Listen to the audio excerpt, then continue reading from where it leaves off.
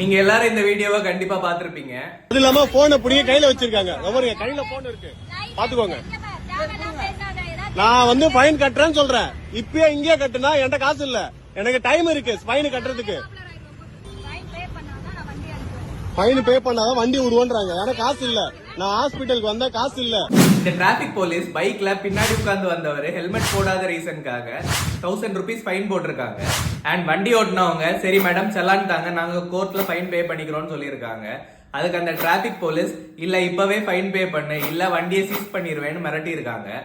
And என்ன எதிர்த்து பேசுறியான்னு சொல்லி எக்ஸ்ட்ரா 2000 ரூபாய் ஃபைனும் போட்டிருக்காங்க. அண்ட் ஆஸ் பர் ரூல்ஸ் பாத்தீங்கன்னா இது மாதிரியான டிராபிக் ஃபைன்ஸை நம்ம வித்தின் 60 daysல ஆன்லைன்ல பே பண்ணாலே போதும். இது மாதிரி ஃபைனை உடனே பே பண்ணு இல்ல வண்டியை சீஸ் பண்ணிடுவேன்னு மிரட்டுறதோ, என்ன எதிர்த்து பேசுறியான்னு சொல்லி எக்ஸ்ட்ரா 2000 ரூபாய் ஃபைன் போடுறதோ சட்டப்படி தப்புங்க. ஆக்சுவலா இந்த மாதிரி தப்பு பண்றவங்க மேல நம்ம கம்ப்ளைண்ட் பண்றதோட சேர்த்து இவங்க பண்ற தப்ப நியூஸ் சேனல்ஸ்லயும் சோசியல் மீடியாஸ்லயும் நம்ம எக்ஸ்போஸ் பண்றது ஈவன் மோர் பெட்டர்னு எனக்கு தோணுது. அப்பதான் நாளைக்கு இன்னொரு பர்சன் இதே தப்பு பண்றதுக்கு பயப்படுவாங்க. அண்ட் நீங்க இந்த டிராபிக் போலீஸ் பண்ணதை பத்தி என்ன நினைக்கிறீங்கன்னு கமெண்ட்ஸ்ல சொல்லுங்க. அண்ட் டெய்லி இது மாதிரி ஒரு இன்ஃபர்மேஷன் தெரிஞ்சுக்கிறதுக்கு நம்மளுடைய அக்கௌண்ட்டை ஃபாலோ பண்ணுங்க.